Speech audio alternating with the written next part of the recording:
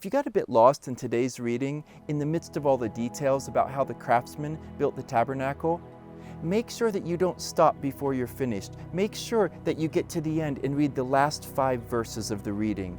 Because everything in Exodus, the call of Moses, the plagues against Pharaoh and Egypt, the parting of the Red Sea, the miraculous provision in the wilderness, the giving of the law, and the building of the tabernacle, all of it is leading up to this moment at the end of chapter 40, when the glory of the Lord fills the tabernacle and God dwells among His people. But God's presence among His people isn't just the goal of the book of Exodus. We see throughout Scripture that God's presence among God's people is the goal of His eternal plan. Everything that God does points to that, points to the fulfillment of that goal. And when we read the story of Exodus, what we're looking at is a microcosm, a smaller version of the one big story of God that we see throughout the Bible. After Israel reaches the Promised Land in Joshua, and you go through history, they repeatedly disobey the Lord and follow other gods. And the Lord repeatedly hands them over to be oppressed by other nations. And He repeatedly delivers His people. Eventually, He puts a godly king on the throne. They build the Lord a temple. And when they finished it, it says that the glory of the Lord filled the temple. Israel continues to worship other gods. Eventually, the Lord tells them that they're going to be taken away into exile in a foreign land. But He also promises them that one day He's going to make a new covenant with them and bring them back to Himself. He gives Ezekiel a vision of a new temple. And in that vision, the glory of God fills the temple. He tells the prophet Haggai that the glory that fills that new temple will be a much greater glory. And we learn the reason later, because the new temple wasn't a temple made out of stone and gold and bronze. It was a temple made of flesh. In the beginning was the Word, and the Word was with God, and the Word was God, and the Word became flesh and dwelt among us, and we saw His glory.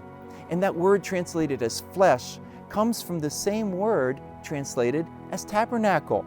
In other words, Jesus didn't come and build a new tabernacle. He was the new tabernacle, and the glory of God filled the tabernacle. When the church was born in Acts chapter 2, followers of Jesus were gathered for prayer, and it says a sound like a mighty rushing wind filled the house where they were gathered. But the house wasn't the temple.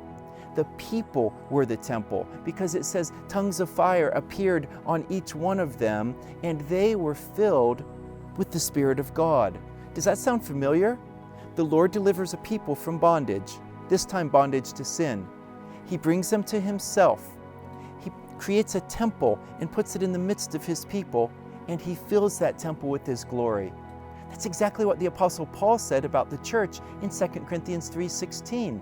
And then he connects it with what God has been saying all along.